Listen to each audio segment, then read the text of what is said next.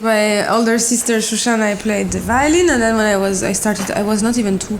And then when I was 4, I decided that I don't want to stand, so I want to sit on a chair, so the option was the cello. But I forgot that I have to carry the cello. That was, of course, now what I have to pay the price of my laziness. In deze wereld is het moeilijk om de tijd te ontlopen. En dat is maar goed ook, want we staan op een heel strak schema. Het is nu 7:45 op donderdag 14 december. Dat wil zeggen dat Astrig Siranossian hier zo meteen aan haar concert zal beginnen in het Krakus, hier in het Muziekcentrum De Bijloke. Hi Astrig. Hi. Zometeen geeft ze hier dus een concert, een soloconcert, waarin ze 2 werelden vermengt, oud en nieuw, oosters en westers, cello en zang. Maar eerst hebben we het over haar muziek, haar pre-concertrituelen en of ze eigenlijk al zenuwen heeft voor zometeen. Welkom bij Vlak, voor de gong en hi Astrid again. Hi.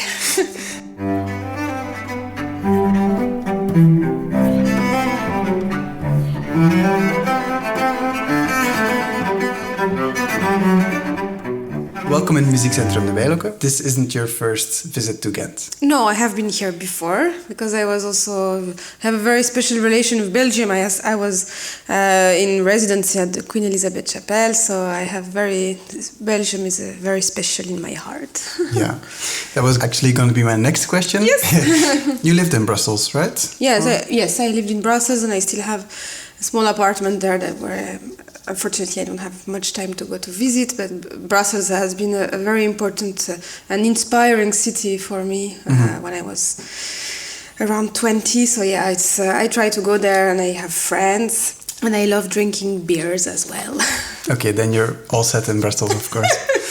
For those who don't know you or the music that you play, can you introduce yourself in a few sentences? Yes, so my name is Astrig Siranossian, as you said. I was born in France, in Lyon, and the roots of my parents are Armenian. My mother was born in Lebanon and my grandparents in Syria, and because of the Armenian genocide, so I have a very rich, let's say, cultural background. My father, he was director of a conservatory and conductor, and my mother, she's a wine master and maker, and my sister Shushan, she's a violinist. So of course I have been in a very inspiring and very loving family, and what I do now at my age and after having studied all what you need to study, all the conservatoire supérieur, all the masters or whatever, I'm very happy to present, for example, tonight a program which is very personal between folk and great music, because I have been really between these two music since I was born. And you know, there is sometimes what is in your family and what you get at home, you don't really realize what it is. You think everyone has the same, and then comes the time where I am lucky to be able to present whatever program I want, of course, that makes sense for me. And the music I play tonight, of course I don't only play this solo recital, but the program I play tonight, it's solo cello recital plus singing some folk Armenian song, and my idea is to bring together the folk leads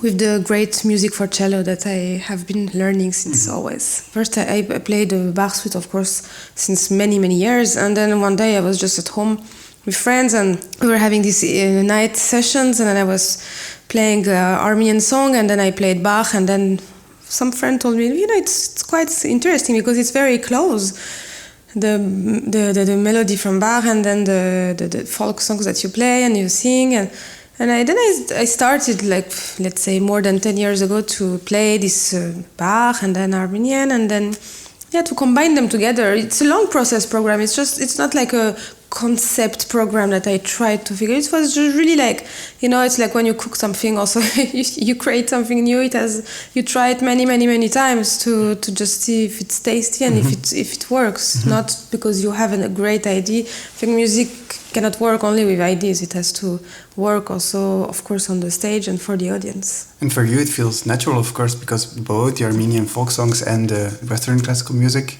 was in your home. Of course, I mean, I started studying cello when I was 4, and I have been through the Suzuki method and all the concertos, and my father was a director of a great and classical music school, so, and my older sister Shushan, she's a violinist, and I have been really listening and learning all the repertoire, all the classical repertoire. It's always. In an earlier conversation, you told me that you started the cello for a very special reason. Yes, I did. Of course, like my older sister Shoshana, I played the violin, and then when I was not even 2, and then when I was 4, I decided that I don't want to stand, so I want to sit on a chair. So that the option was the cello. So, but I forgot that I have to carry the cello. That was of course now what I have to pay the price of my laziness. Does your father also play music? Yes, he was a pianist and conductor. Okay. Yeah. I've seen an interview where you talk about a chamber ensemble as being the closest to being a family in music. Yeah. Chamber music, I mean, I think that music has always been part of me. Everything I can feel about music is really like talking the language of my family. So chamber music, of course, I mean, I played music with my sister since always, also with my father, and we always played in our living room for all our guests that were coming home, you know. So music is really, I mean, all the wars and everything going on in the world. How lucky, first of all, I am to be a musician, and how important music is in my life. So yes, I mean, it's hard for me to say no. This chamber music is close. Concerto. Also, when I play a concerto, I have been playing concerto since I am 6. So it's also very natural for me to play a concerto. So yeah, I think it's cello, and generally cello is really a way to express myself that I have always been very, very close and very natural. Another musician that I frequently stumbled upon when researching was Daniel Barenboim. Yes. What's your musical connection with him? So my first connection with him is listening his albums in my room when I was a kid. That was the first meeting with him, and of course the recordings with Jacqueline Dupré, and you know, this historical and legendary recordings. And then I met him in 2015. I auditioned for him because, you know, when you are a musician, you audition for conductors, and I auditioned for him. And then we started to play together. Chamber Music invited me in Berlin, and I also am part of the West Eastern Divan project, which is a very important project for me, and it's very important for me to be part of this incredible project, especially now. Exactly. Can you maybe explain what the project is? The West Eastern Divan Orchestra is a project that has been built by Daniel Barenboim and Edward Said. Together they had the crazy idea of bringing together on stage for music Israeli musicians and Arab, Palestinian musicians. And it was 25 years ago, and it's until now it seems like absolutely crazy that this project exists. It's a very incredible, of course, human experience.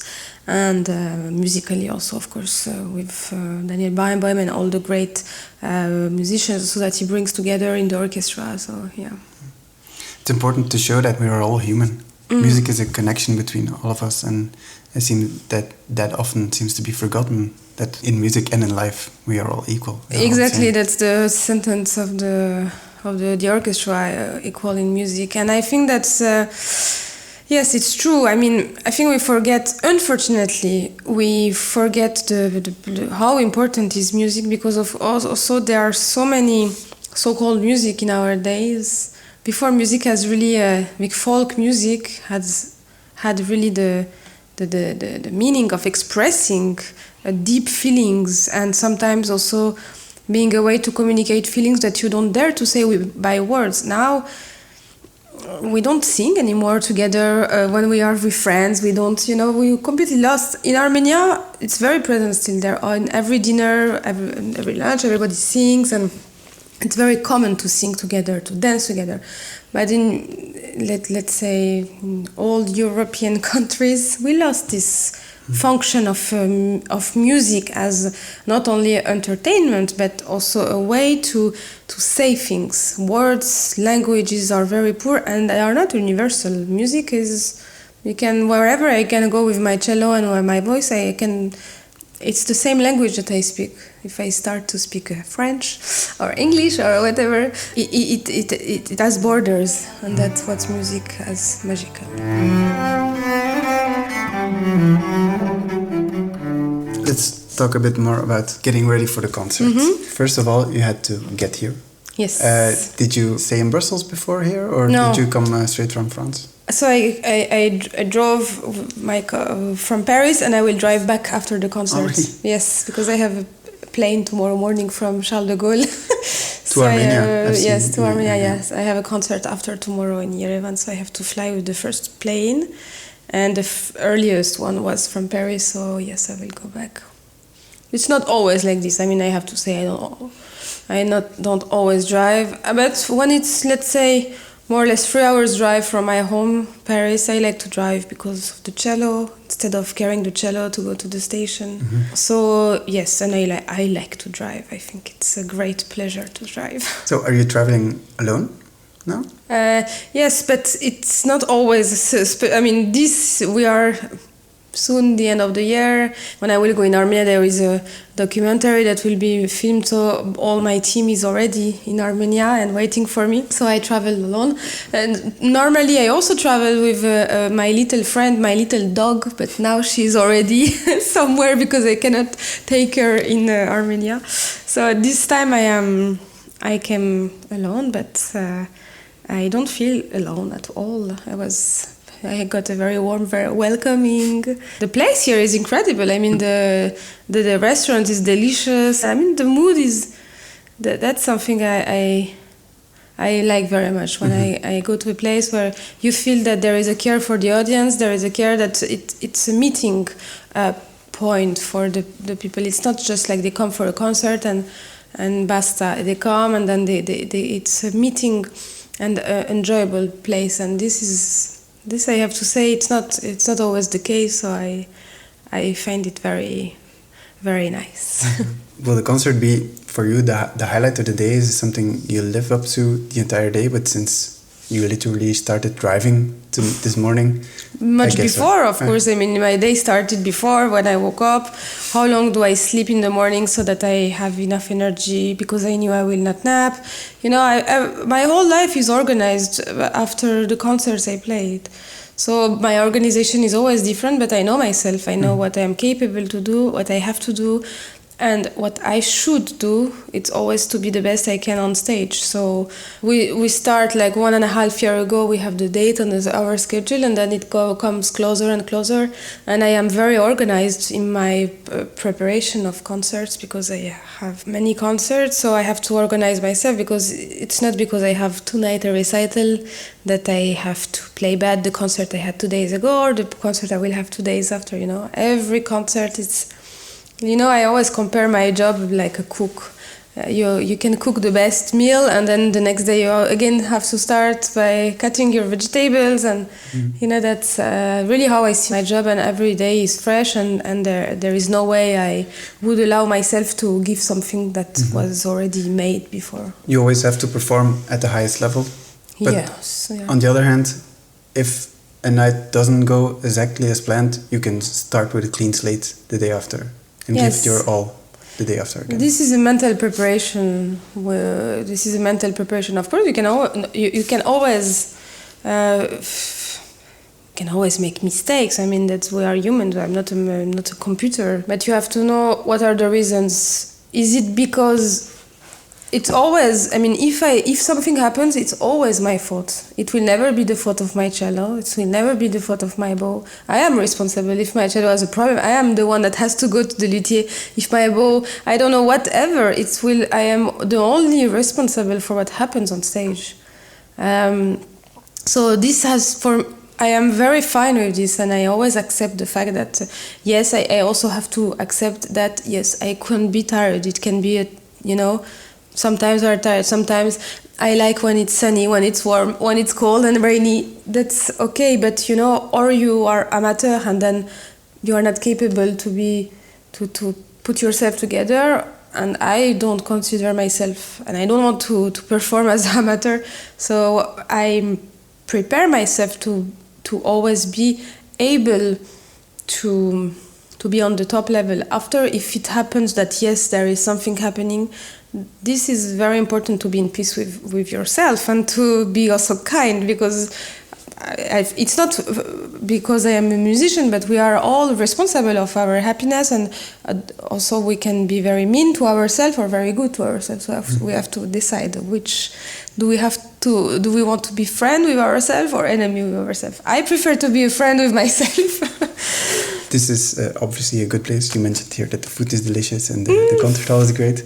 But what is the weirdest place you ended up at before or after or during a concert? I ended up once in Washington. I ended up in an extremely weird bar after a concert. We were with two friends and we were really asking ourselves, what are we doing here? Is it even dangerous? And there was no phone connection. And then it started. We ended up in a very weird party, as weird as it can get in the late night. And then we decided to take it as a very fun side. I mean, I think the fact that I have Armenian roots and that my family 2 generations ago went through a genocide, we have to take everything with a bit of lightness. Otherwise, you can't survive.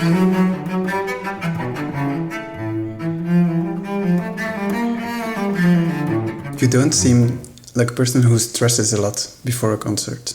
You are very at ease with yourself. Is that correct? Yes. I think, first of all, the fact that I have been going on stage since I am very small helps.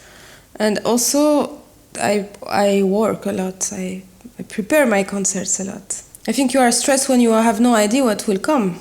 But when you know what will come, you can work on the stress. I mean, stress is not a bad thing. Stress helps you to run faster. If somebody is running after you, you have to, it's a survival mode to have stress. That's also something that we have to work on, how to deal with the stress and what to do with the stress, and, In this concert, you will be playing cello, but also singing. Mm-hmm. Is that a different kind of preparation? Is it a different kind of nerves, maybe? Because singing feels more intimate. But I am not a singer. I sing, but I am not a singer. It's hard to say. We all have voices. I mean, we can sing. I don't sing as a classical singer. I sing with a very natural voice, and that's it. I mean, it's also what I want from the singing part of this concert is I don't want to pretend to be a singer, a classical singer. I don't want it, and I don't want to. So the preparation on the cello is of course much more worked than the voice. I'm not expecting anything from me as a singer, but I expect myself to be a great cellist. It's now 7:45. Yeah. So do you have any pre-show rituals that you always do? I like to put a very special perfume that smells like rose. It's made by somebody I love very much. His name is Franse, and the rose is a smell that brings me a bit to the kitchen of my grandmother. Yes, it puts me always in a very nice mood, and I like the fact of smelling rose. What's the very last thing you think about before you start a concert? To enjoy. To always remember how lucky I am as a job to go on stage and to be here to share good things with the audience. Nothing. I have no wish to share anything negative to the audience. You can want to share different feelings, but only in a good meaning and in a good sense. You'll be traveling to Armenia. Yeah. Tomorrow. Yeah. To perform the Khachaturian cello concerto, right? Do you feel a deep connection with Armenia, the country, because the country of your parents, your great-parents? I mean, my parents don't come from where is Armenia now. They come from, now it's in Syria and Turkey, because they were coming from what is called the Ottoman Empire. I feel connected, yes, there with the land, with the people, with the warmness, and I feel concerned. I feel I share the same roots, and I share the same language, because I speak Armenian with people that have not been as lucky as me. I am French, so you know how lucky we are in France compared to any other country, especially Armenia. In France, you don't ask yourself if you will eat. You don't ask yourself if you can study. You don't ask yourself if you can go to the hospital. This everything. I know how lucky I am. So I have also always tried to do everything I can to give back to Armenia, and especially to the children there, the luck I have to be French. So I think that's, of course I am connected, but I feel responsibility towards the people there. Thank you for the conversation. Thank you. Good luck with the concert. Thank you very also much. have a safe journey to Paris tonight. Thank you. De tijd begon plots heel hard te dringen, want Astrig Siranossian moest hij nog klaarmaken voor het concert en het was toch al 7:50. Dus dan hebben we maar afgesloten, maar zonder de tip uit de seizoensbrochure mee te geven. Haar oog was gevallen op het concert van Julien Prégardien met de B-Rock op 25 februari. Ze kent Julien, ze had er al een aantal keer mee opgetreden en ze vindt het gewoon een fantastisch persoon. Zo weten jullie dat ook meteen al. Dat was dus ons gesprek met Astrig Siranossian, die op 14 december duo solo speelde in het Kraakhuis. Ben je benieuwd wie er nog allemaal langskomt in Muziekcentrum De Bijloke? Check dan zeker onze website www.bijloke.be voor de volledige concertkalender. De muziek die je vandaag hoorde is uiteraard de eerste cello-suite van Johann Sebastian Bach, opgenomen door Astrig Siranossian op het album Duo Solo. Dit was Vlak voor de Gong, een podcast van Muziekcentrum De Bijloke. Bedankt om te luisteren en tot de volgende keer.